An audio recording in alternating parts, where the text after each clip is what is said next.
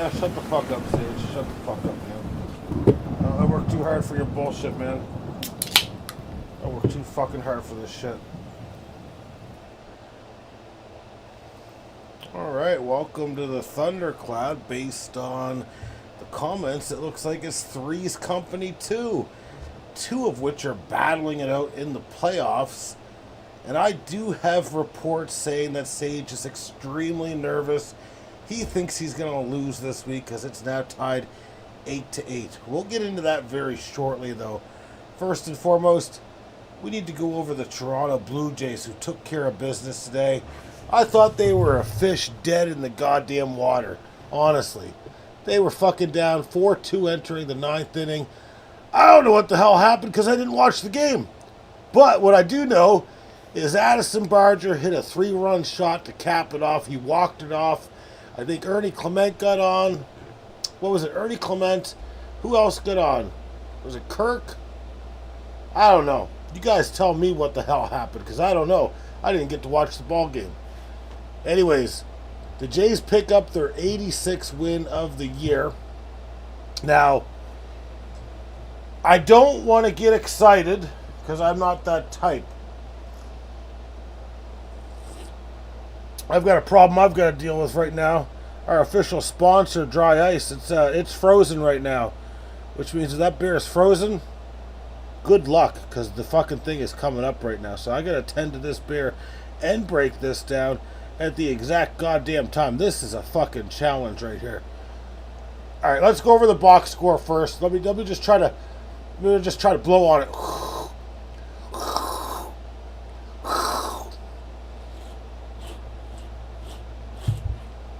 You're just going to have the Midas touch, as they say. All right. Jays win 5-4. What else is there to say? They're 86-62. All I know is George Springer was 2 for 4. Kirk was 1 for 1 with 2 RBIs. Guerrero 1 for 3, so he's continuing to stay hot. Barger, obviously, he didn't hit a 3-run home run. What the fuck is going on? I must have been reading an old report. What the hell happened here? Barger hit one in the 5th inning. Did someone fucking lie to me? My fucking sources were wrong. Was Pete Gammons reporting the wrong shit? How the hell did the Jays win tonight? What the fuck is going on right now? How the fuck did the Jays walk off tonight? Someone please tell me. Oh, for fuck's sakes. I see what I did. I had it on MLB.com, and it says bottom of the 5th inning. I thought that meant bottom of the fucking 9th, that he hit his 20th home run of the year. Well, I need to scroll down to the 9th inning here a little bit. It is actually Alejandro Kirk. Son of a bitch. Pinch hitting. Joey, what do you mean Joey Loperfido won it first? Oh, for fuck's sakes, you're right, because this is the bottom of the 8th. Oh, man, I gotta start scrolling better. Oh, fuck. The stream's ruined. Cancel the stream, Sage. Shut it down, because we're done. I can't get it together, Sage. I'm eating 5 when I think I'm in 9. I'm looking at bottom of 8. It's just, this is bad. This is so bad. Oh. All right. So I know, okay, who was it that got on? So Ernie Clement got on in the 9th inning. Dalton Varsho, I knew he had got on. I was actually listening at that point.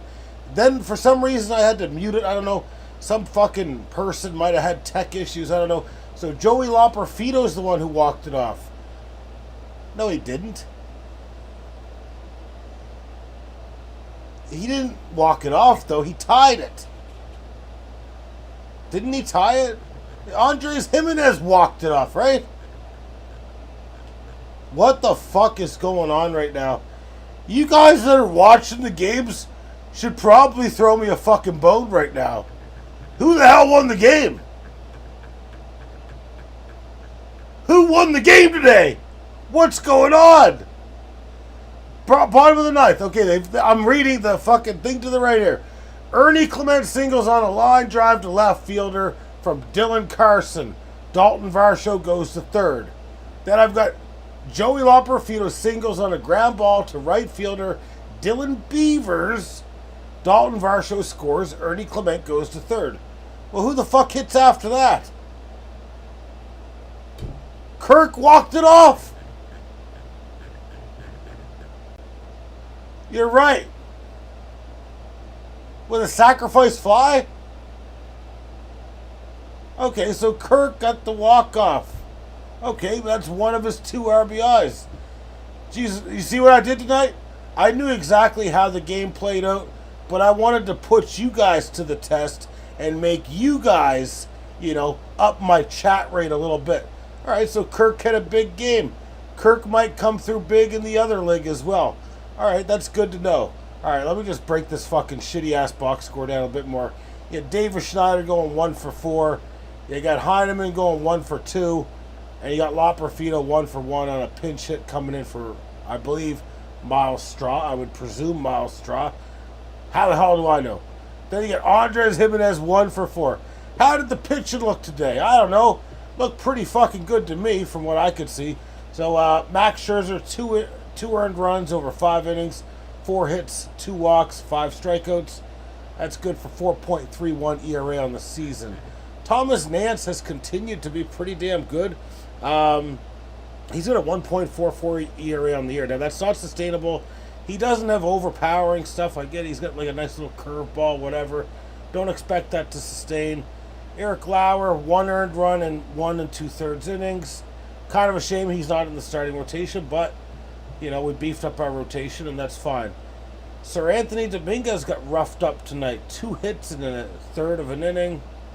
And then Braden Fisher let an earned run in 1 inning. He's been pretty good, though. He's who we got for Kevon Biggio, which is pretty damn good. Now, I've got some pretty big news for those of you that aren't aware. The Blue Jays' top prospect, who was drafted last year, Trey Yesavage. Mark this guy in your calendar. Trey Yesavage. When did we draft him? Last year. What position? 20th overall. Okay, what has he done this year in the minor leagues? Oh, I don't know. He's been an absolute fucking stud. So this little fucker in the minor leagues, he's 5-1, a 3.12 ERA. He has 160 strikeouts in 98 innings pitched as a starting pitcher. His ERA south of the border at .97. This guy's coming up to join our bullpen. This is the jolt, I think. This is the jolt that our bullpen needs. This guy is an absolute stud, and I can't wait to see how this guy's going to perform. This guy is unbelievable. His upside is incredible. You're talking about a guy who's in the major leagues after only pitching 1 year in the minors.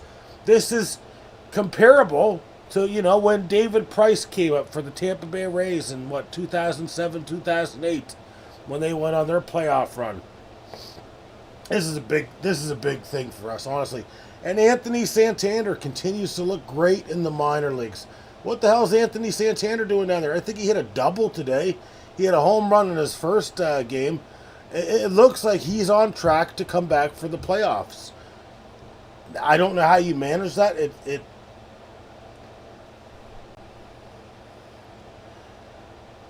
What do you mean short term not good today because? What does the short term not good today because? Who said that? That wasn't me. Short term in what? Oh, you've been smoking too much reefer. Okay, so was there a question in there? Did you forget to ask the question because you're too stoned? So what do you need? You need me to go over Trey Yesavage again? I could try to do it with the same pugnacity. You missed what? You heard that Trey Yesavage is coming up? Yes or no?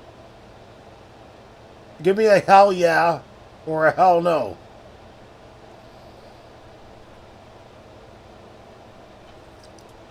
God, these are some good Steve Weisers. Anyways, we got help. We've got help coming. Trey Yesavage is coming up. 160 strike.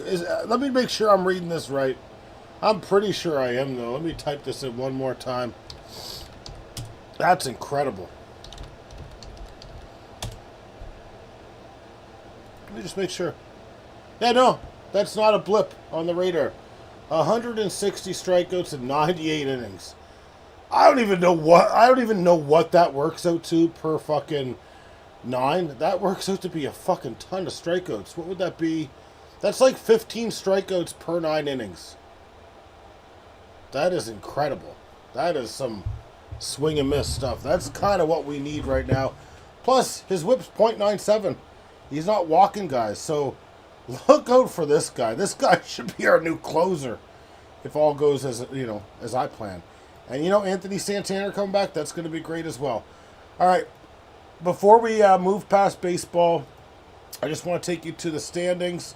So, the Jays are currently 3 games up on the Yankees. The Yankees did beat the Red Sox today. The Red Sox do not have a chance to win. They're not going to win the division. So the Red Sox are eliminated, in my opinion. So hopefully what happens is the Red Sox win tomorrow and the Jays win tomorrow. Because if that happens, currently as it stands, the Jays, if we go 7-7 down the stretch, okay? 7-7. That's not asking much considering we got a game against Baltimore tomorrow. Playing 500 ball is not that hard. So if the Jays go 7-7, the Yankees need to go 11-3 in order to beat us in the division because we have the tiebreaker. So they can't just go 10 and blah blah blah. They need to go 11-3. 11-3, I don't know if you guys know what that means. That's pretty fucking hard to do if we play 500 ball. So tomorrow to me is the biggest day of the year. You're going up against a pitcher who's not very good. I forget his name. That's how shitty he is. His name is Suarez. Was a former first-round pick in the, what draft would that be? 2016, 2014 draft? He was a high pick. He's only got 258 career innings under his belt and a 4 ERA. So you're talking about a guy who, this guy started out with San Francisco in 2016 and 2017, and then he didn't play until 2024 with Baltimore. So he probably went overseas to pitch. Honestly, that's probably what happened. Because you take 7 years off, that obviously means you're pitching elsewhere. So I feel like tomorrow, take the game. If the Jays win tomorrow and the Yankees lose tomorrow, the Jays are pretty much clinched for the division. Absolutely clinched for the division. And even if, we win and the Yankees win, it's still looking pretty damn good. Like I said, 7-7 right now versus 11-3. The odds are certainly in our favor, but I don't like to, count the chickens before they hatch or whatever that saying is, so I'm not going to. And right now, what are we, 2 games up on Detroit for first in the American League? Let's just take care of business tomorrow. Let's sweep Baltimore. Let's get the fuck out of there with the win, and let's move the fuck on. All right, let's keep it baseball related. So let's take a look at the Pete Rose Bowl cut. I'm going to do a bit of a breakdown here, and I'm gonna make a prediction on who's going to win, who is going to be facing me in the final round of the Pete Rose Bowl cut. So no moves are made. Well, that's kind of to be expected. There's not really moves being made this time of year. Anyways, we've got an 8-8 ball game between Annette's astounding team or awesome team or, I don't know, astronaut team. I don't know what the fucking team name is. And then you got Tommy Callahan. He's hanging in the pocket, but he's scared. He's scared. But let's go over all the other scores before we do a detailed breakdown on what's going on in that series. 13-3, me against Alejandro's unastounding team. That series is over. I win. She loses. Move out of the way, bitch. Move, bitch. Get out of the way. I think that's what Ludacris said. Then you got the Dark Sliders down 12-4 against Vlad the Impalers. That shit's over as well. You've got Orange Juicy Fruit staying strong at 13-3 against Graham's great team. That one's over as well. The only series that isn't over is Tommy Callahan's Auto Mufflers up against Annette's awesome team. So let's break down what's going on here. And this is an intriguing matchup. Before I break it down, let's see what the comments are here. Excuse me, I said move, bitch, get out of the way. I was quoting Ludacris. Let's see here. So the runs 71-66 in favor of a Nets awesome team. That can change. I say that's not a lock, a semi-lock. Tommy Callahan's auto parts 23-18 in home runs. It's pretty safe. But I mean, if Nick Kurtz or Eugenio Suarez hit 4 home runs, I mean, there's power there. That could be overcome for sure.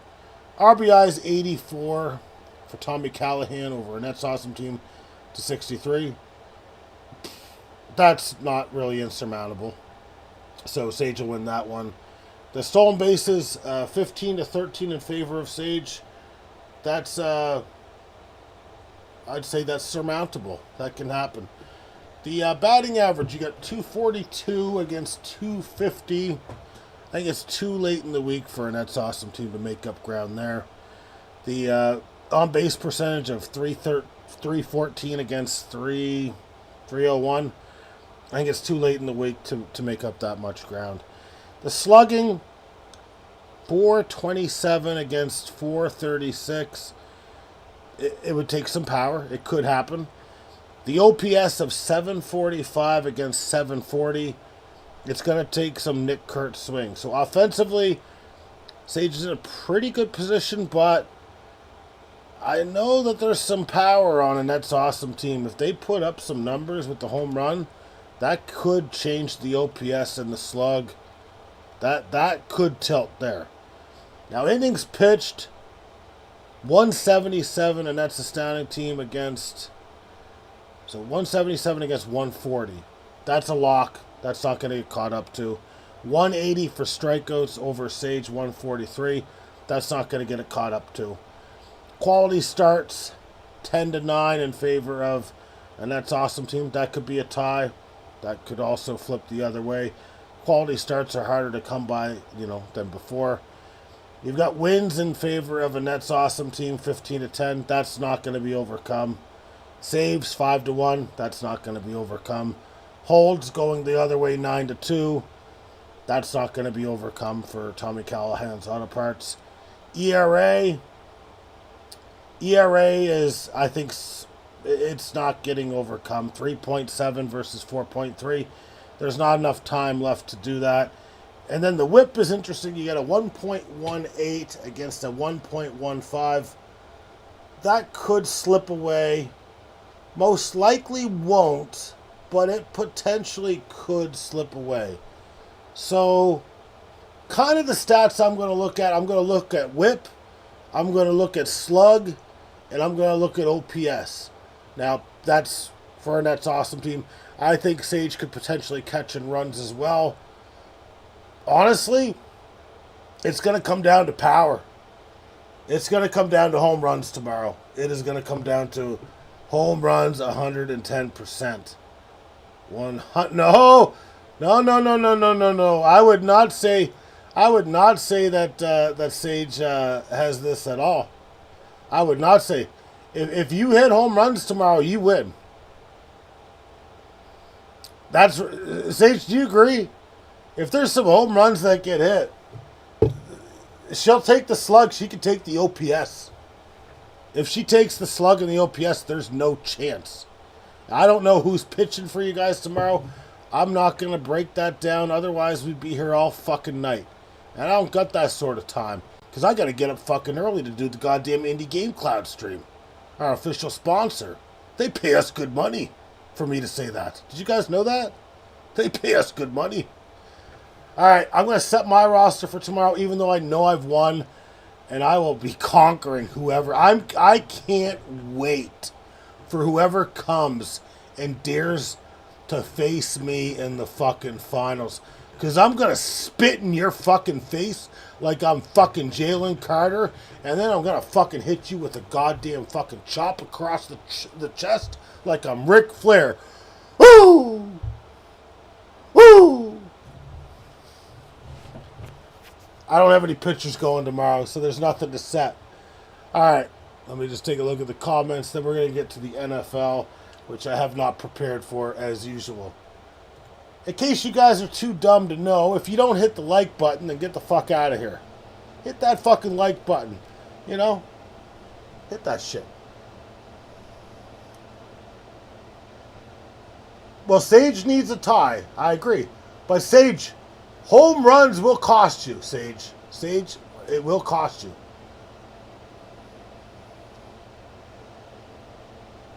And that says her pitchers and hitters are ready. It sounds like the donaires have been fed to the hitters. I think I saw Eugenio Suarez munching down on a fucking 2-foot donaire. A 2-foot donaire! Can you believe that? The auto parts shop has some bats too. Yeah, you got some fucking mufflers dwindling around there. It'll be a good end. I think that there's teams of destiny sometimes. And I think that God, our Lord and Savior, has blessed my mother to beat you, Sage, because of the trade that was made on her birthday. I feel like it's poetry in motion as she's moving to the final round where her son kills her. Just fucking takes her out back, puts a slug in her, beats her 16-0, and then that son of a bitch, myself, rides off into the sunset. Like a sunset rider. That's what I think. That's what I think right there. All right. It's, if you guys are feeling like you're a little dehydrated, make sure you buy this JR dry ice. This shit gets the job done. It's certainly great for hydration. All right, now we need to get to the NFL. Sage, who's your ace? Who's your ace? Zach Gallen? Who's your ace, bitch? Sorry I called you a bitch, Sage. I didn't mean to call you a bitch on live air. That's my bad. I'll retract it. I'll edit the video, make sure it doesn't say. Oh, you got Garrett Crotchet going. Either way, I win with you, Sage. Either Crotchet wins, and the Jays are most likely taking home the division, or Crotchet loses, and you lose. That's pretty fucking awesome. I'm pretty fucking... Either way, I'm happy. I'm going to have to cheer for Sage, though. I really want the Jays to win the division. No offense, Mother, but I really want the Jays to win that division. All right. We're not going over OJ's juicery. There's nothing new to report that I'm aware of. Nope, just the Chris Boswell shit. Let's close this shit down here. And let's take a look at the NFL matchups for tomorrow. And I will give you my betting advice and all that shit. But prior to that, we have a couple signings that were made today. So the Cowboys re-signed Tyler Smith to a 4-year, $96 million extension. I'm going to hope that Jerry's not senile as much as we think he is. And, that means he's a pretty damn good guard if he's paying him that money. There was another motherfucker who got signed to an extension. But, I don't know, man. I fucking forget. I'm not looking for it. Let's look at the matchups on tap for tomorrow. So tomorrow you've got the Buffalo Bills on the road against the New York Jets. Buffalo needs to win by 6 or more. Now 6 would be a push, though. Would be a push. That would be kind of like the tie of betting. You get your money back. Buffalo will win the game, I do believe. I would also take Buffalo to cover the spread. So that's my first prediction. Yeah, I'd take them for both, honestly. Let me take a look at the... Sage says crochet. 19 quality starts. He's my hope for that stat. Mom says she has 3 pitchers going. What pitchers do you have going, Mother? And you're going to win this one for the Lad McConkey trade that never happened. McConkey Kong. But I'd like to know what pitcher she has going. Okay, Robbie Ray's pitching in San Fran. He's good. You got Yu Darvish. Okay. Yu Darvish, typically pretty damn good. I don't know about the quality starts from her. And then you got Adrian Hauser. I think your best bet there is probably Robbie Ray to get you a quality start. I'd probably say Robbie Ray. I don't know who he's pitching, but, you know, he usually logs like 6 innings. But you got to know, Sage, your boy there, Crochet, he's going up against the Yankees, so that is a tough matchup. It is a tough matchup. Oh, Scrambles, you're here for the football picks. All right, that's enough baseball. That's enough baseball for tonight, okay? Jesus Christ, you guys. We'll cover it tomorrow. All right, so we got Buffalo winning by 6 or more. I like that pick a lot. All right, now you got Chicago going on the road to play the Detroit Lions. Now, I do like Detroit to win the game outright. Now, covering the spread, I'm certainly unsure because Detroit needs to win by 7 or more. That seems like a lot of points to win by. It seems like a lot of points to win by. And, of course, I'm going to say what everyone says. This could go either way. I feel like Detroit at home, I think they'll cover.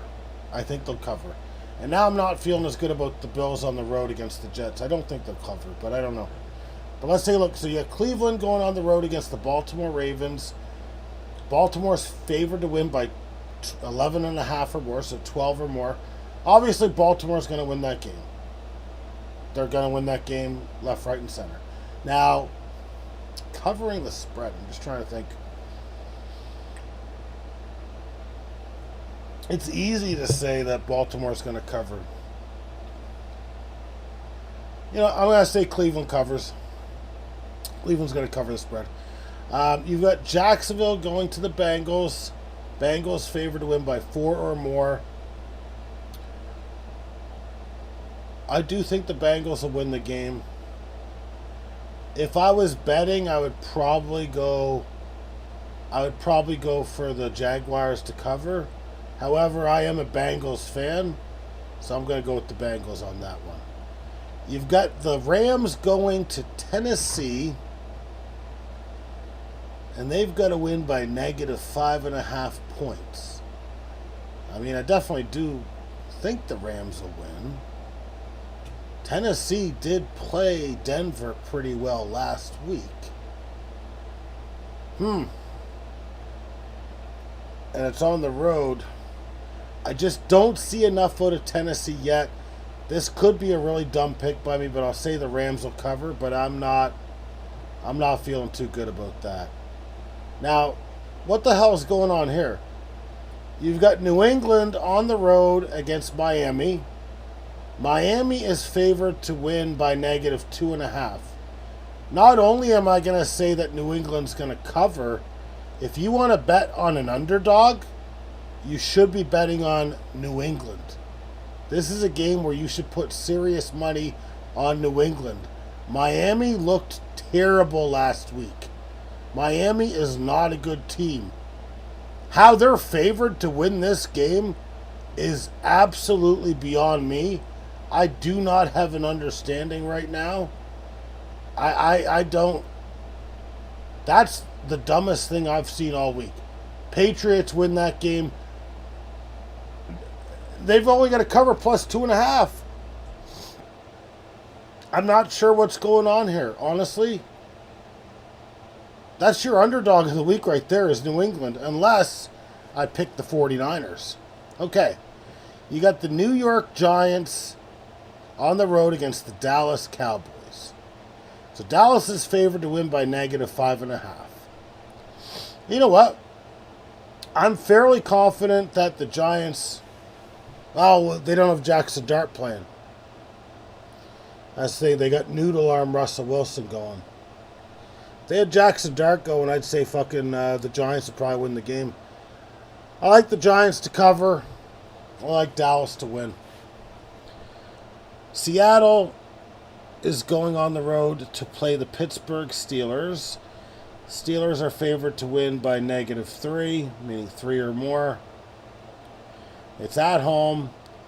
I like Pittsburgh to win the game outright. I like the Seahawks to cover. I think this will be a close game, honestly. Unless I'm wrong, in which case, fucking sue me. I don't give a shit. This is kind of one of the games I was looking forward to kind of going over the most this week. San Francisco 49ers on the road against the New Orleans Saints. Who's their quarterback? Who's their backup quarterback? Let me just type in San Francisco. I was typing 49ers. I don't even think it's a very good backup, to be honest.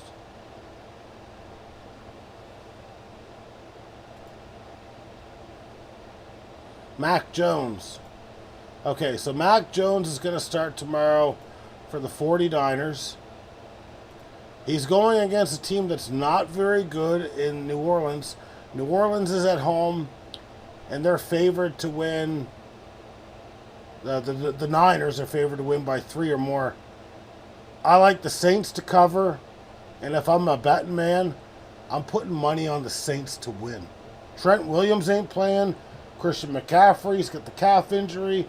Juwan Jennings has been banged up. George Kittle's not going to play. Brock Purdy's certainly not playing. And I think they're an overrated team, first and foremost. I really like the Saints here. I really like the Saints here, honestly.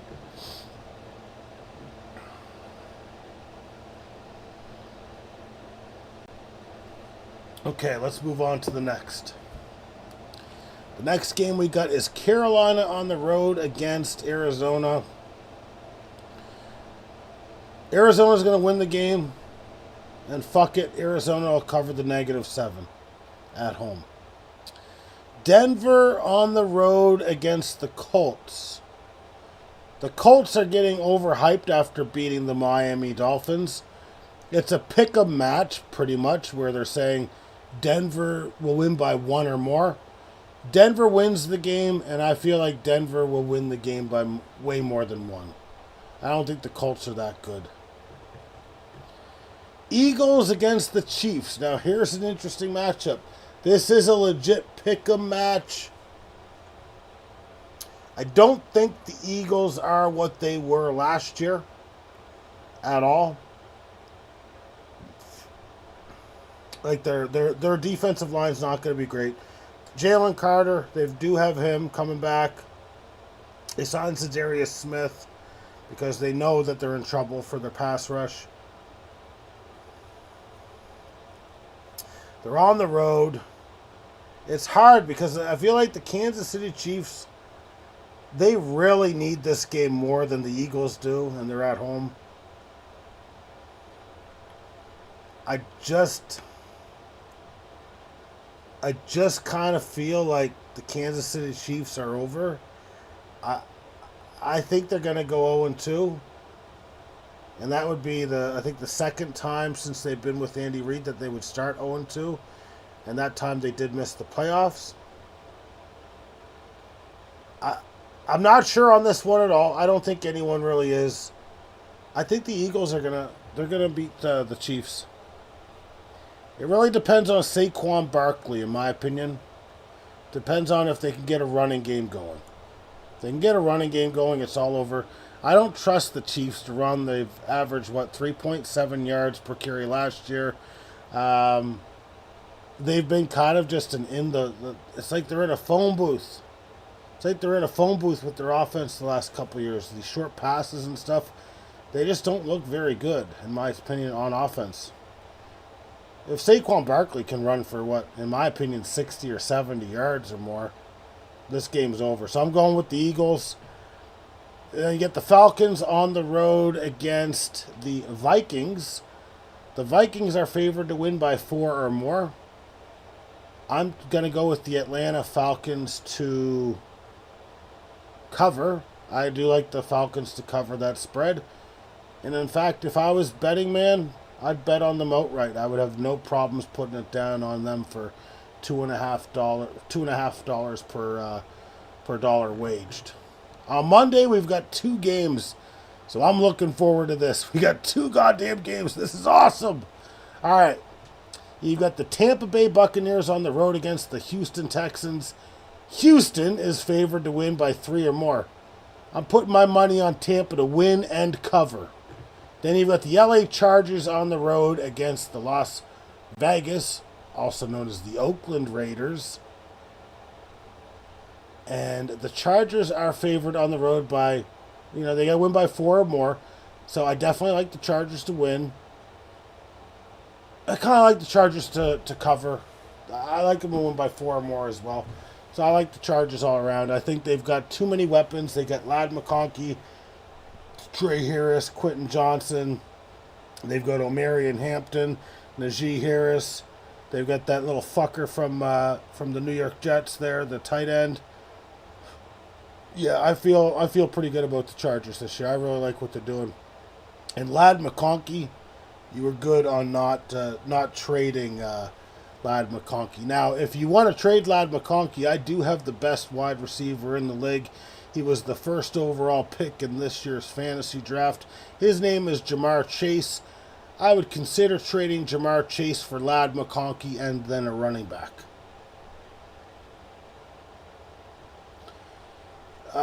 Je suis contingent. Yeah, is that what you want? Is that what you want? Repeat it back in French. Je suis Chargers beat Oakland avec Raiders. How's that sound? There you go. There you go. The perfect breakdown of French. I've even got the accent and everything. Except I sound extremely masculine while I do it, as I normally do. Alright, that's my pick. Sage, I want you to let me know, what did I get wrong with my picks? What would you do differently of any of those picks? Don't be scared to be honest, Sage.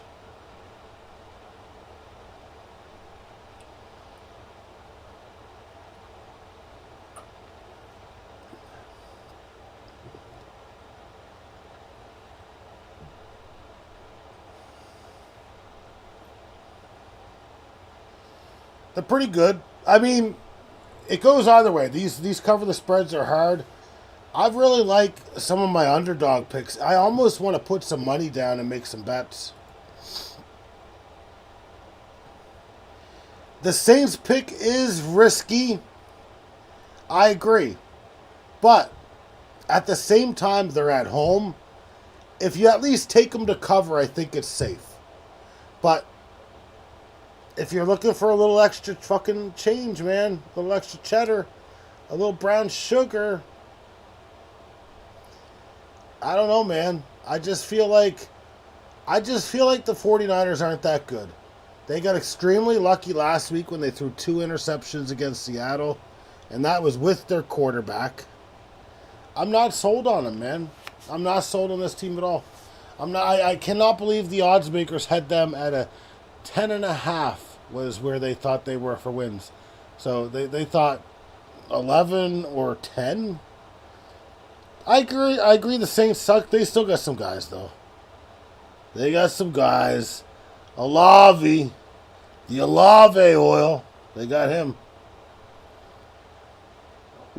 It's going to be fun. But before we get into football tomorrow, what? Vladdy slept on your feet last night. You got another cat? How many cats do you have right now? They're all Blue Jays, too. You got fucking, you got Vladdy. You've got Springer. You've got Davis. You've got, what's that other one called there? Harviette, but that's different.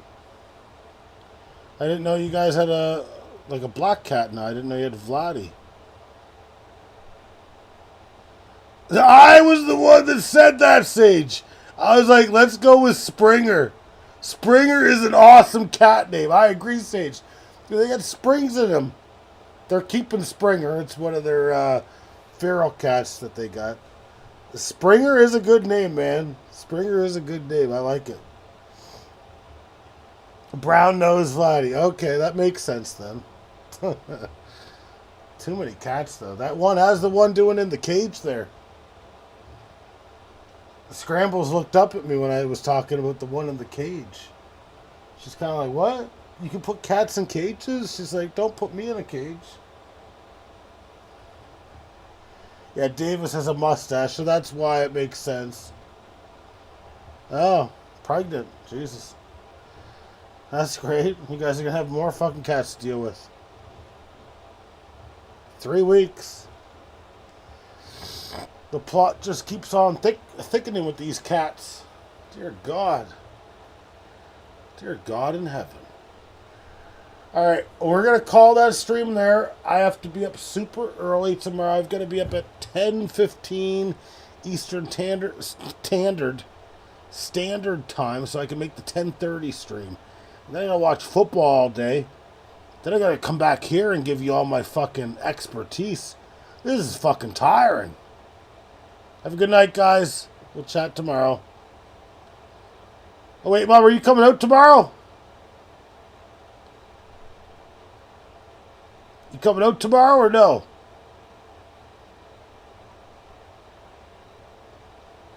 She's probably already gone.